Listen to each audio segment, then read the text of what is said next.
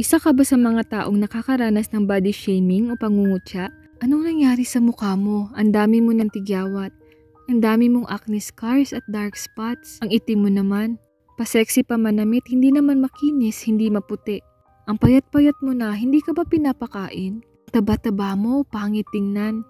Ang itim ng kilikili, ang baho pa. Sakang hindi tuwid ang mga paa. Kulot, magpariband ka.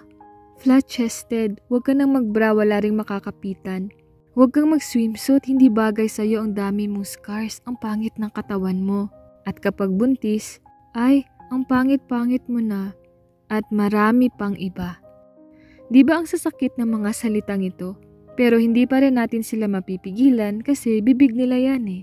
Paano nga ba i-handle ang body shaming? Una, ignore. You can't please everybody. Hindi mo sila pwedeng pagsabihan palagi na, please, huwag kang ganyan, nakakasakit ka na. Mahirap i-ignore lalo't nasaktan ka, pero ito lang talaga ang madaling paraan. Kung kaya mo silang sagutin sa maayos na paraan, mas okay yun. Pero kung galit ka at kukutsain mo din sila, mas mabuting wag na lang kasi magiging katulad ka sa ugali nila. Ignore na lang talaga. Lumayo o umiwas ka sa mga taong mapanglait.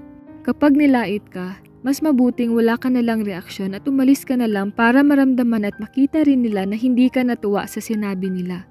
Kahit kailan, hindi mo kontrolado ang sasabihin ng ibang tao, pero kaya mong kontrolin kung paano ka magre-react.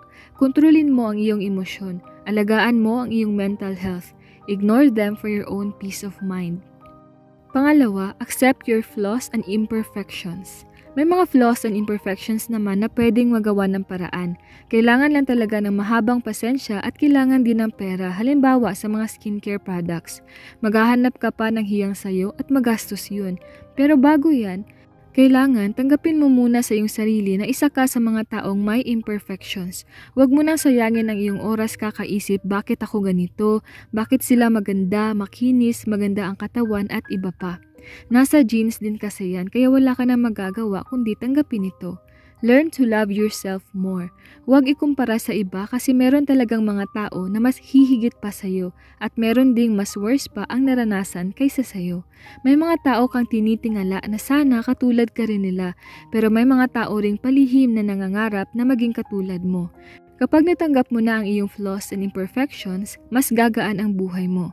Less stress, less gastos, more love for yourself at ito ang magbibigay sa'yo ng pure happiness.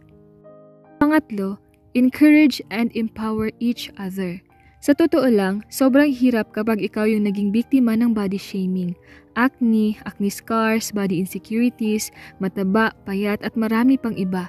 Lahat ng ito ay nakakababa ng self-esteem, nakakawala ng self-confidence. Hindi mo naman ginusto na ganyan ka at yung iba tumataba dahil sa medical conditions.